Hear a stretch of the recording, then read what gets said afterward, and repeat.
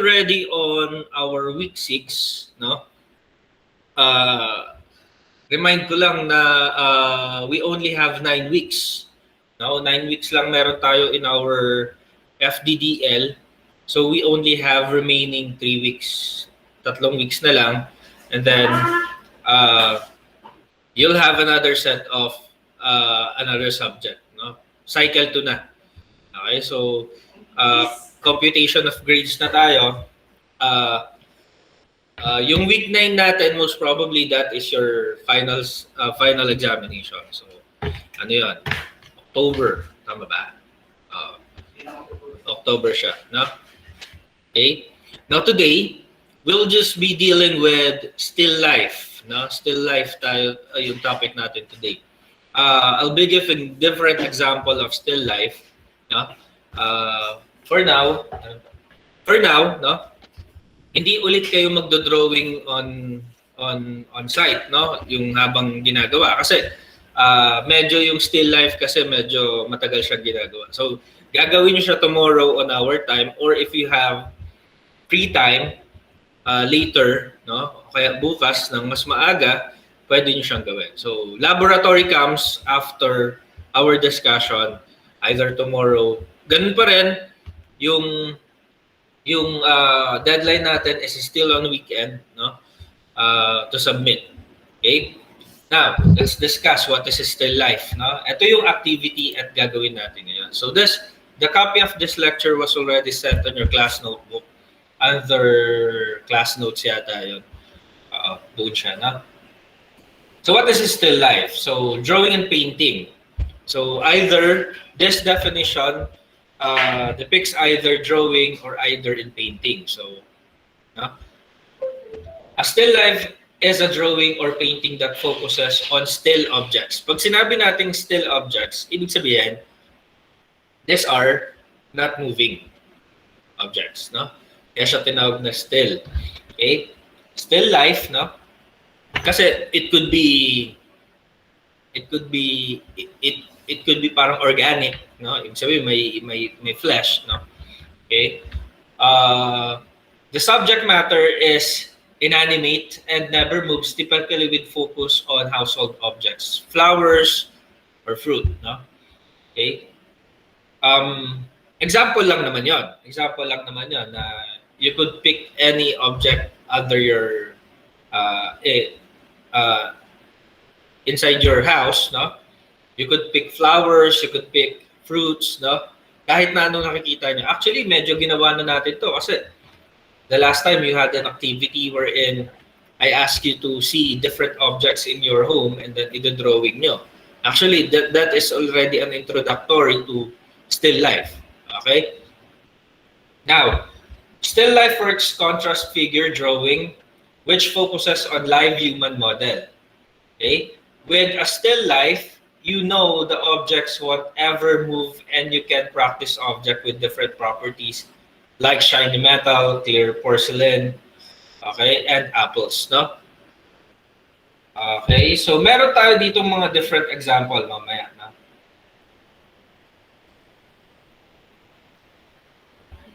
So creating a still life is starting point for someone to practice fundamental skills. Okay, now still lives may differ depende dun sa angulo kung nasaan kayo nakaposition. Okay? And also, depende dun sa lights, no? Okay?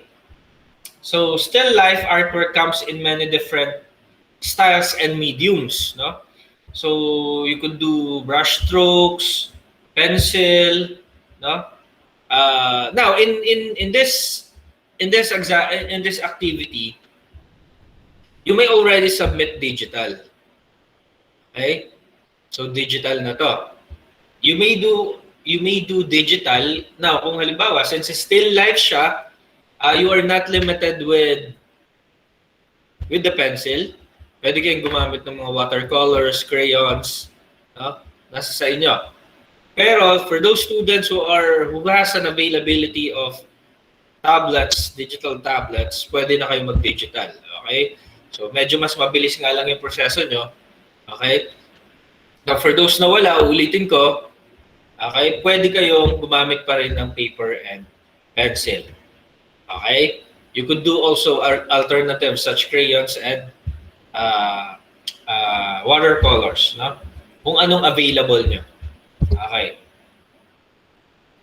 So starting off, a way for students to practice shapes and forms are the still lifes. Tapos, nag-evolve siya into a genre of art. So artists predominantly use paints like oil to complete their artwork, but watercolor, acrylic, and carbon pencil are also popular. Okay, so pwede naman. No? Pwede pa rin, kahit ano doon sa mga nabanggit. Okay?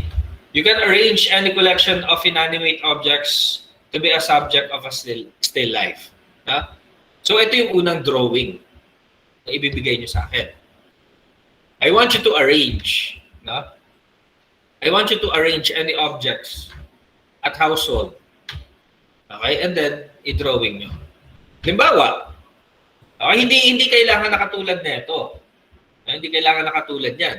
You could do, let's say for example, may kape ka, no? At saka may pansanas, that will do. Okay na yun. No? Basta, any objects na makikita nyo sa bahay nyo. Halimbawa, meron kang, ano pa ba? Meron kang bola, no? Tapos meron kang ring na nakatumba. Okay? It's up to you, no? Kung ano yung gagawin nyo. Okay? Pero at least sana yung medyo, you know, it has different shapes. Baka kasi ang ginawa mo, dalawang bola yung pinagdikit mo, tapos yun na yung drawing mo. There's no challenge on that. No? There's no challenge on that. Okay?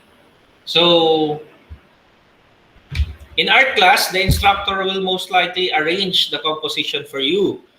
Okay? Pero dahil nga pandemic, no, you're going to arrange your composition based on your own preferences. Pati yung layo niya.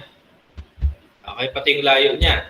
It would differ dun sa point of vision mo, tapos kung nasaan ka. Okay? So, yun lang naman yung inaano niya eh.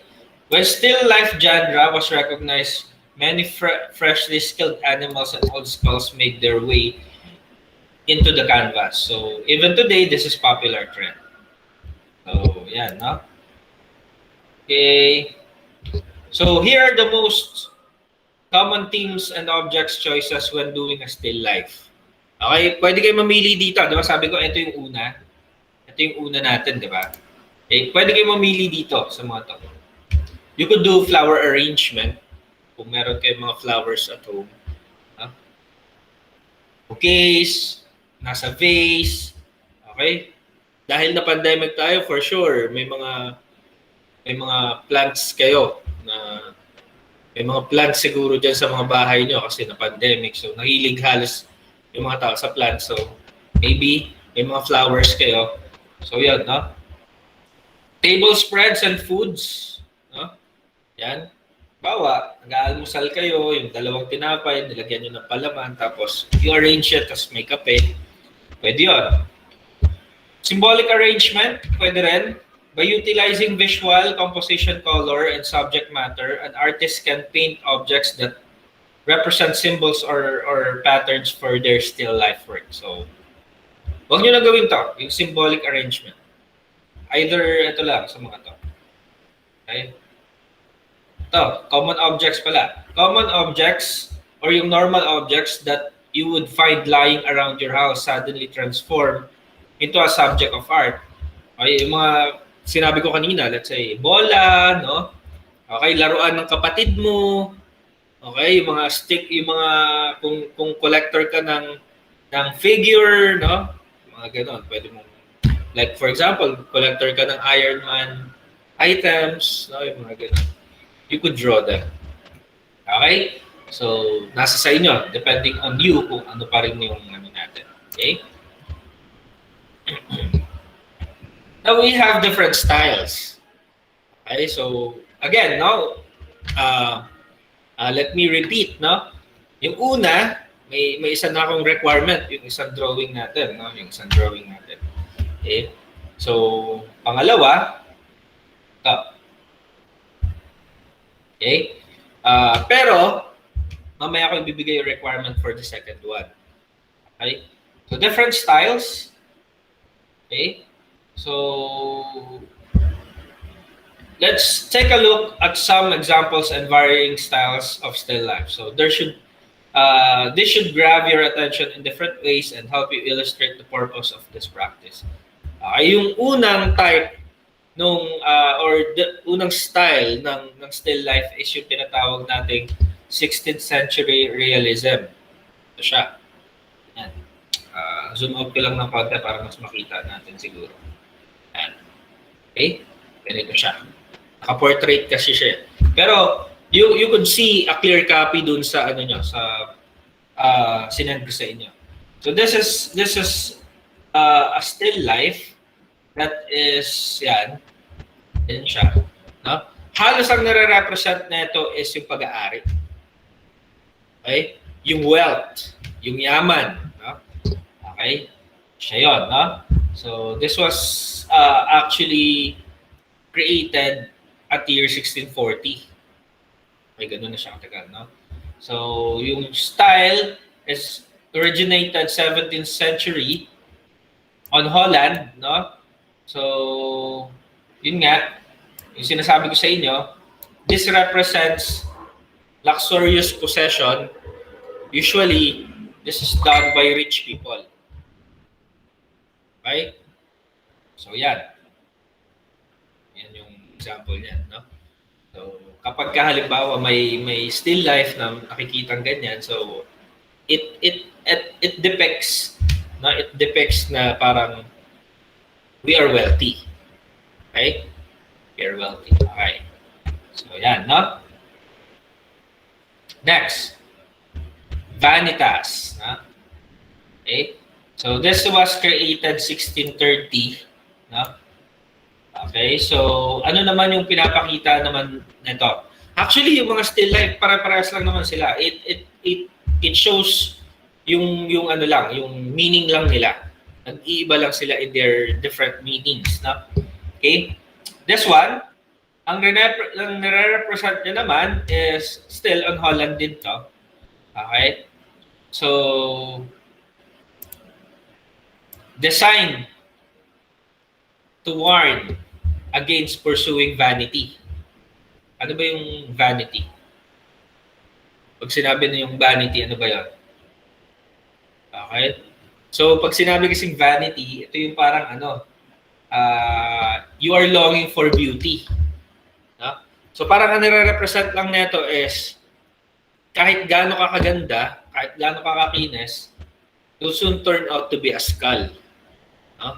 You will be, no? Mamamatay ka tapos magiging ganyan, babalik ka rin sa ganyang itsura. So yun, no? So this is vanitas, no? Okay? So syempre, hindi naman ako makakaano ng may mga collection kayo ng ganyan sa bahay. So, panigurado, wala kayong mga ganyan. So, hindi ganyan yung magiging ano nyo. Unless, no? Medyo collector's item yung may mga bungo kayo sa bahay o kaya kung ano. No? Okay? So, yan, no? Actually, marami naman yan. Marami. Not necessarily skull yung ano, no? Skull. Parang it represents, basta kahit na ano na parang magre-represent ng fading beauty. Parang gano'n, no? Halimbawa, no? Masyado mo inaalagaan yung sarili mo. Kaya, let's say, for example, nagpapaganda ka ng katawan, yung mga gano'n. So, there could be an equivalent na parang still life that would depict that. Okay? Fddl-W6. Okay, ito naman yung itsura niya. Ayan. Okay, zoom out lang natin ng konti para mas makita. Ayan. Okay, pagka tinignan nyo, no?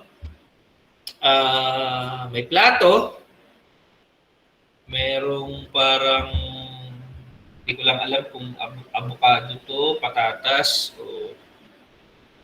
Okay, so hindi natin alam, no, kung ano to. Ito, it looks like a jar. Parang jar siya kasi parang may cork dito sa ibabaw. Pero hindi rin natin alam kung ano siya. Tapos, I'm not sure whether it is on the top of the table, pero I doubt it na nasa top ng table siya. Kasi parang nasa corner siya, tapos sinandal yung plate, no? So this is Fddl-W6-Live. Ano ba yung ibig sabihin niyan? Okay, so painted works with bold, bright colors. Okay? So anything na pinaint mo na with bold bright colors is Fddl-W6 siya. Okay? So parang ine-exaggerate mo. Okay? Ine-exaggerate mo yung mga colors niya. So many find this style charming and cheerful as seen above.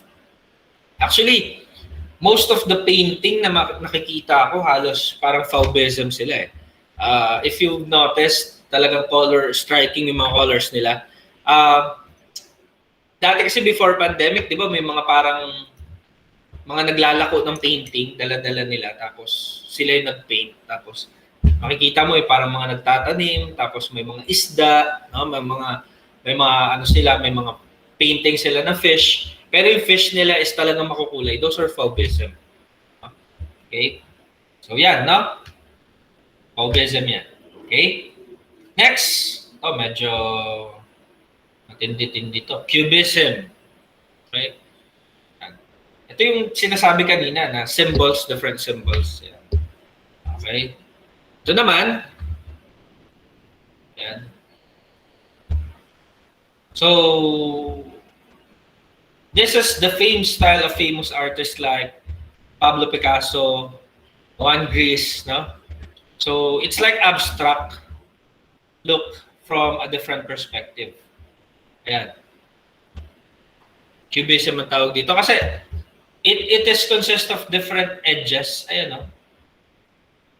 Pero kung titignan mo siya, according here, it has a checkered board. Ito yon. Tapos may violin. Yan, may violin siyang hawak. Pero parang mahaba masyado eh. Oh, yeah. Violin siya. Dito nag-end eh. Tapos parang nasa shoulder niya. Ayan.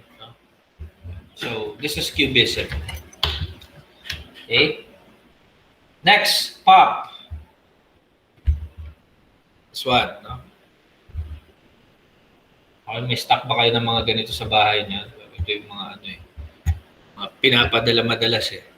Okay, sa mga balikbayan box. Okay? So, yeah, no? So, styling objects into bright colors and bold lines was the hallmark of pop art. Okay, so parang ganyan lang din.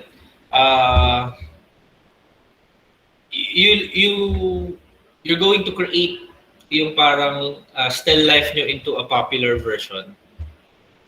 Okay? So ito, kagaya na ito. Paano ba naging parang popular version yung Campbell black soup? Nilagay niya sa parang frame. It's like parang nasa gallery. Okay? So ito nga lang, syempre, may halong ano na to. May halo na siyang imagination. Okay? Hindi na siya yung parang kokopyahin mo lang. Usually kasi still life, nandyan sila. You're going to draw them, walang kasamang iba. Pero ito, paano kung wala kang frame, you're just going to imagine it na parang nilalagay mo sa loob ng frame. Those are pop. Now, why do you need to practice still life? Kasi if you want to improve your skills realistically, rendered an object from life, practicing many still life pieces can drastically increase your capabilities. So if you want to do portraits kasi, okay, still life is the best practice. Kung portraits, no, sabi ko nga on the first day na nag-meet tayo in our Fddl, we have different art styles. So merong mga portrait, merong mga comic, mga cartoon, no?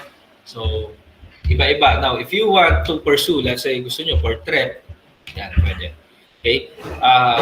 This is a simple practice or a way of practicing your, kasi, halimbawa, in your different projects later on, no?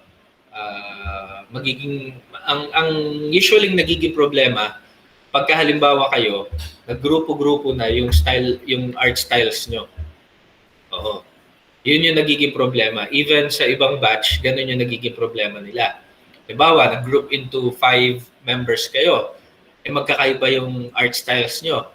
Hindi matuloy nung isang tao yung drawing kasi iba yung art style. So, yun, no?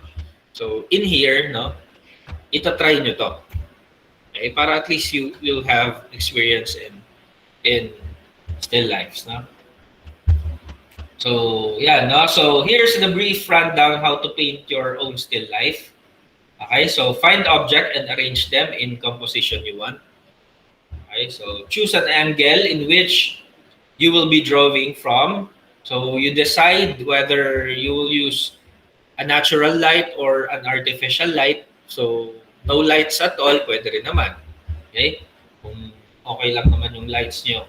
Okay, so begin in sketching out arrangement. Tapos, yung canvas na tinutukoy natin dito, you could still use the bond paper or the sketchbook that you have. Pwede pa rin yun. Okay? Now, kung halimbawa, you go into a digital, your canvas version is yung canvas. Canvas din ang tawag doon. Ha? Okay? So, next natin is once you have the basic shapes, it's time to start shading. Most artists starts with the background and the darkest shadow. Okay, so ito, not necessarily ito yung susundin nyo. So may different techniques naman kayo eh. I mean, every one of you do have different techniques. Maybe you draw a lines, no? So nasa sa inyo kung how are you going to parang if-frame yung still life na gagawin natin. Okay? So layer the objects in the foreground on top of the completed background. So again, no? So nasa sa inyo whether what's your style in doing so. Okay, so refine the details and consider ways to make your composition even better. Okay, for bright finish, add thin layer of glaze to your work. So pwedeng shadows, additional tones, so yun. Okay? So, yun, no? So, for your drawing number 2, okay? For your drawing number 2, so yung una, you find anything dun sa ano nyo, sa bahay nyo, tapos you arrange it, no? So, that's the first drawing for still life. Then the second one, you choose one type or one style. No? So, pwedeng ito. Sir, paano kung wala kami mga jar? Paano kung wala kami mga ganito? You could imagine, pwede naman kayo mag-imagine. Pero pwedeng ito. Pwedeng ito. Okay? Pero i-imagine niyo din, syempre. Alam naman pala pupunta pa tayo sa cemetery tapos, kuha kayo niyan. So, that's impossible, no? Pwedeng ito. Okay? Pero ito kasi, huwag niyo papadrawing sa kapatid niyo. Baka, kasi yung mga ganito, parang kayang-kayang i-drawing ng mga kapatid niyo. So, hindi pwede. Okay? Ito kasi, the good thing with this, pwedeng lagpas-lagpas yung kulay, yung mga ganun. Okay lang siya. But that is foundation. Kung gusto niyo na medyo challenge, this one, okay? Pwede rin to. You start with lines, tapos, okay? And ito. So, dalawang drawings ang kailangan nyo i-submit sa akin, no? Dalawang drawing na siya. So, first is you arrange the object, frame it, tapos you distance it, si drawing. Then the second, find one style na pwede nating i-adopt or gayahin, pero wag lang yung mga eksaktong drawing na nandito. Okay? So, hindi sila pwede. Okay? Now, kailan ang submission? Kailan ang deadline? Still, ang deadline natin, weekend. Okay? Weekend pa rin. So, medyo matrabaho. Depende pala. No? Depende sa pipiliin nyo at depende sa i-arrange nyo. Okay? So, yan. No? Now, if you chooses to do pencil, are you allowed to color it? Yes, pwede. No? Pwede nyo kulayan yan using crayons, watercolors, and so on. The good thing with still life kasi talagang ito, kagaya na itong mga to, they have colors. Okay? Digital or traditional? Again, ulitin ko, no? For those who could do digital, mag-digital kayo. Traditional kung wala kayong tablets. Okay?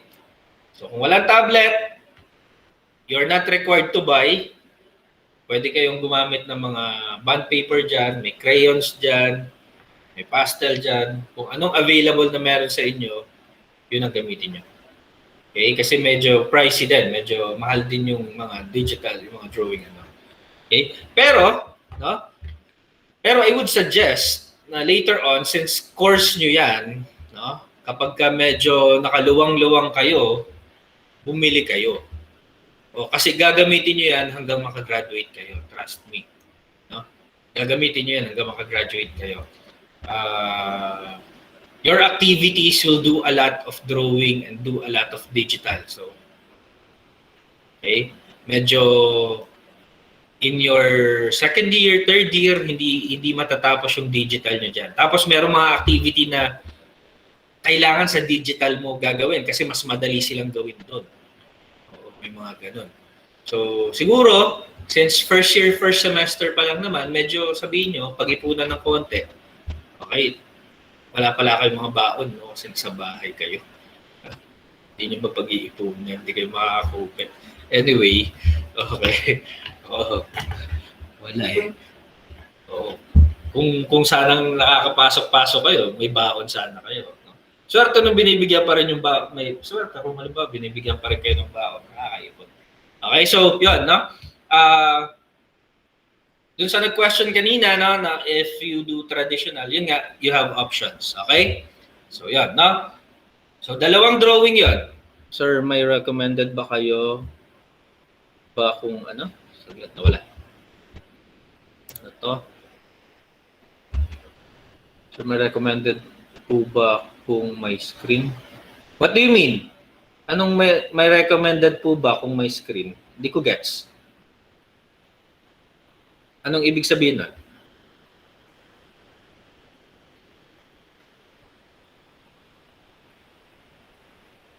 Yung pen okay.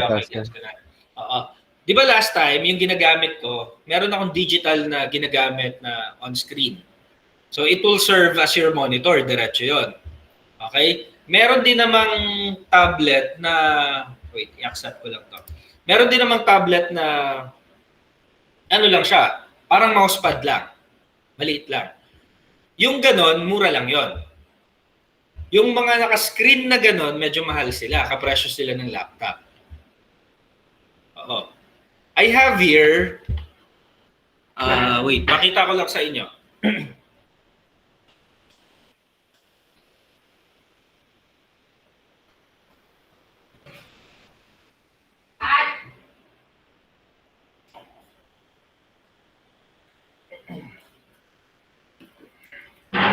I have here, ito kasi, yung mga pinapagamit talaga dito.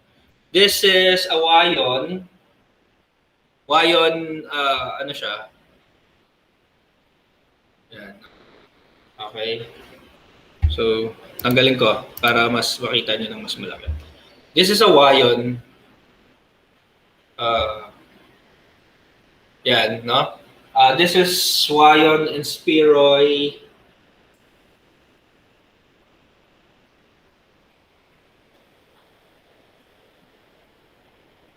Ayan. H950. I think sa market, nasa ano lang to? 4,000? Parang gano'n. Nasa 4,000 to 5,000 yung ano niya. And then, ito, stylus na rin to. Nag-promote ng ano eh, no? Nag-promote eh. Okay?